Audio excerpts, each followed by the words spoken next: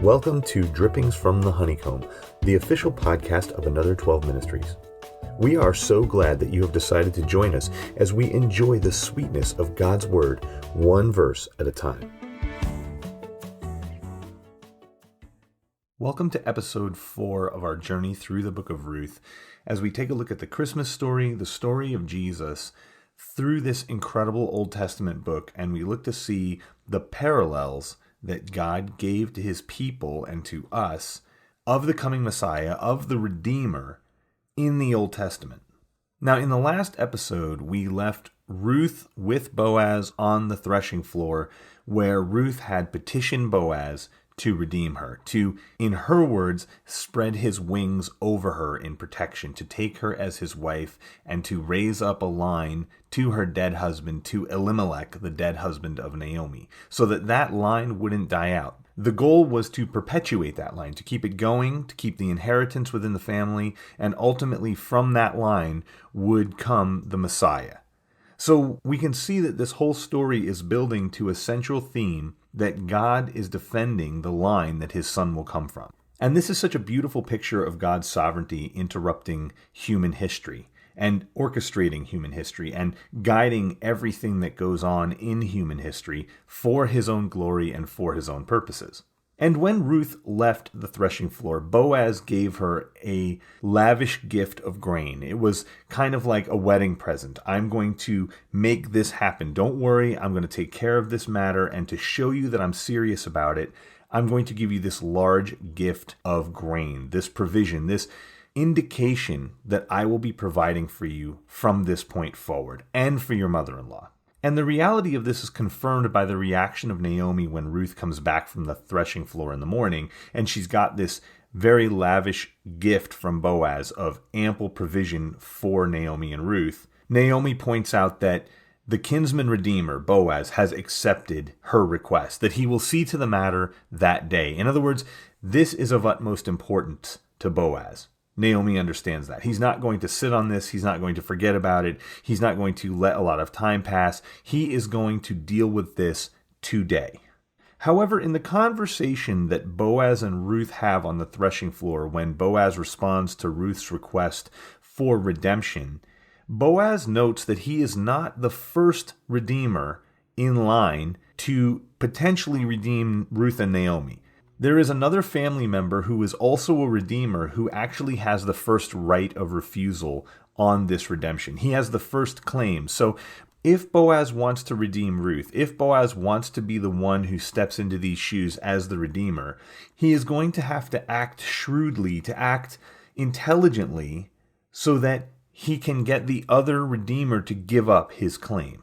And so there's a little more to this matter than initially meets the eye. It's going to take some doing to make this all come about. And yet, Boaz is of the attitude that he knows how to get this done. He has given this gift to Ruth. He is on the warpath, so to speak, of I am going to be the Redeemer. I am going to get this done. There is an obstacle in my way, but that doesn't stop me. I'm going to still accomplish my plan.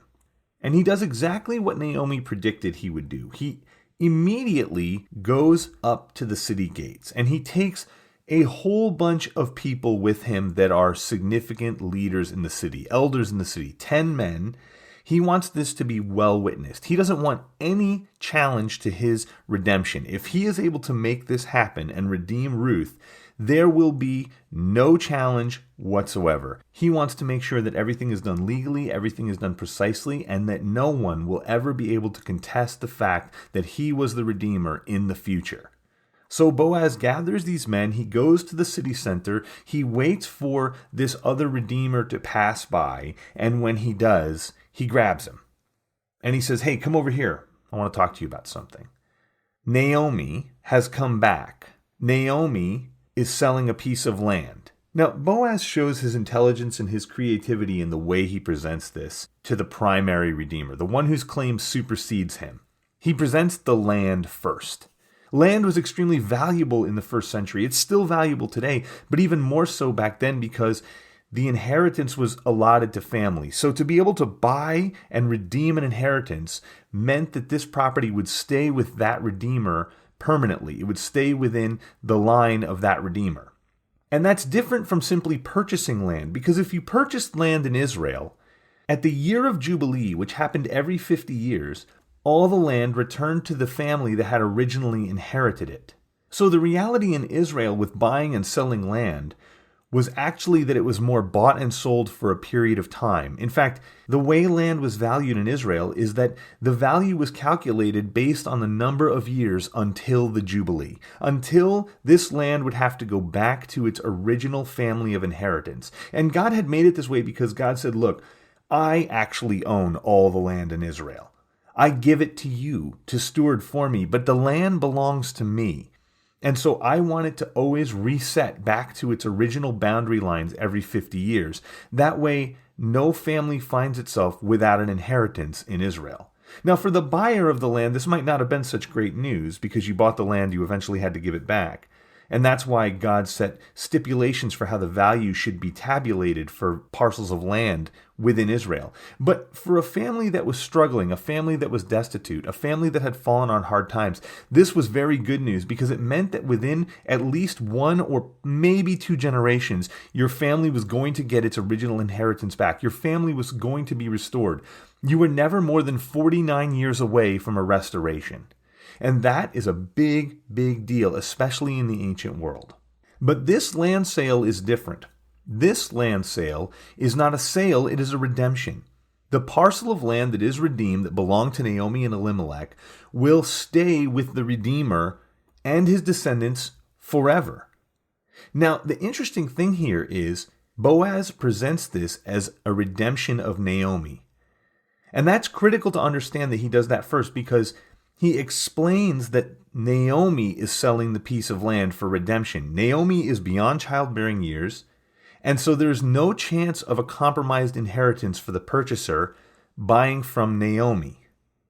Naomi cannot raise up a new line to Elimelech, her dead husband, so whoever buys it will have to care for Naomi, but that's no problem because when Naomi passes away, that land will move into the Redeemer's inheritance and go to any children that he had from his original marriage.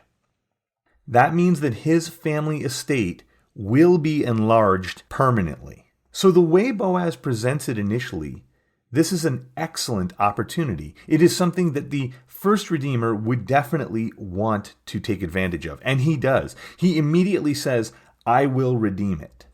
And then Boaz springs the second part of this on him. He explains that if he redeems the land, he must also take Ruth, the Moabitess, the Gentile, as his wife. Now, Ruth is young enough to bear children, and so the responsibility will be expected of the Redeemer that he must raise up a line to Elimelech.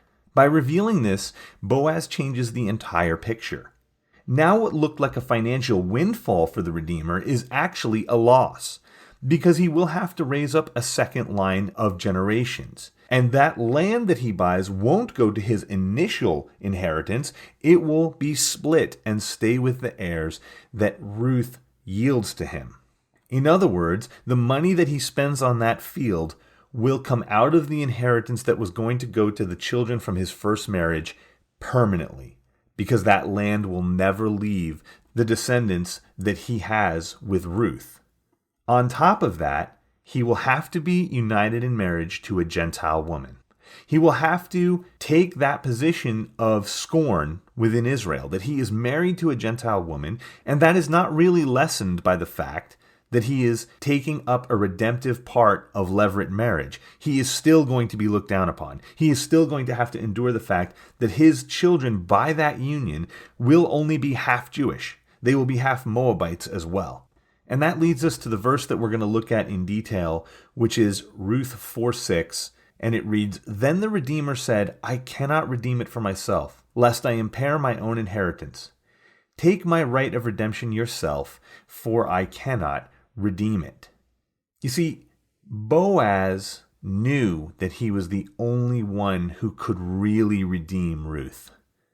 But he had to carefully execute his plan in such a way that he positioned himself to be the only eligible Redeemer. Jesus Christ positioned himself by coming to earth humble and lowly, by taking on the form of a servant, by living a perfect life, by dying a death in the place of humanity as the perfect sacrifice, by enduring God's wrath, positioned himself as the only viable redeemer for a lost human race. See, the first man, Adam, brought death through his actions, and he was unable to offer up anything that could have redeemed him or his future generations. Adam could not do anything. Adam's death would not avail anything. Adam was in a position where even if he offered himself up as a sacrifice, all that would do would be to destroy his inheritance. In other words, if Adam had committed the sin of eating the forbidden fruit in the Garden of Eden and then immediately killed himself in an attempt to undo the sinfulness, said, I'm going to sacrifice myself so that sin will perish from the earth. See, that wouldn't have availed anything because he would have just impaired his inheritance. In other words, there would have been no children born to him and Eve, and the human race would have ended before it began. He was not in a position to redeem anyone. He couldn't even redeem himself. But Jesus, on the other hand, had the ability, had the means, and had the opportunity of redemption. Just like Boaz. That's what we're seeing here. That's how we see the picture of what was to come. We see this reflection of our Redeemer in the book of Ruth. No one else was fit to redeem a lost and fallen world.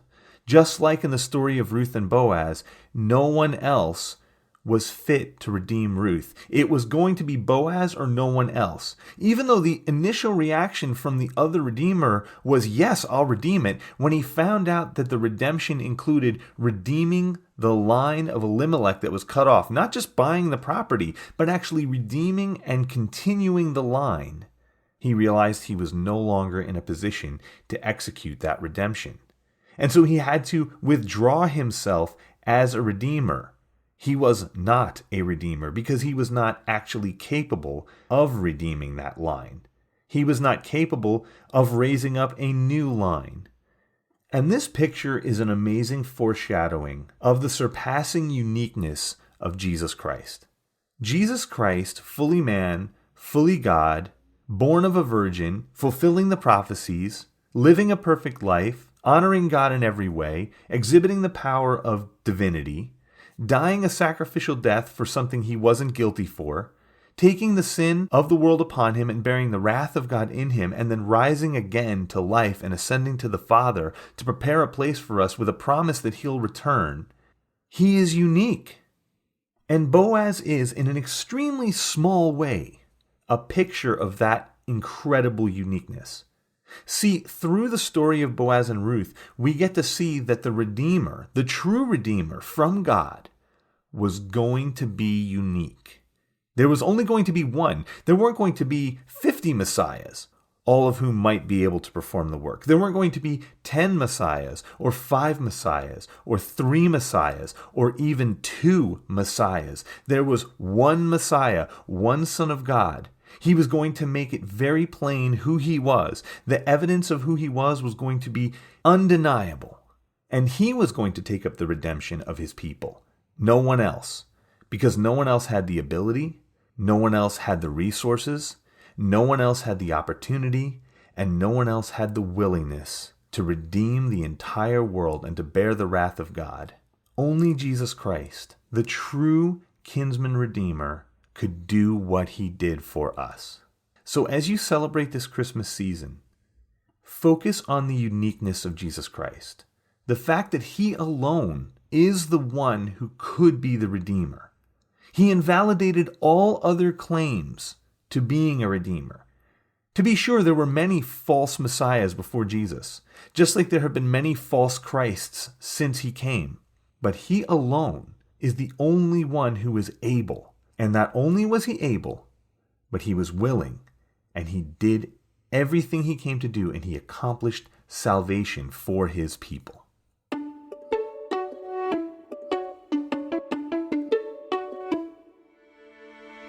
I hope you enjoyed this episode of Drippings from the Honeycomb.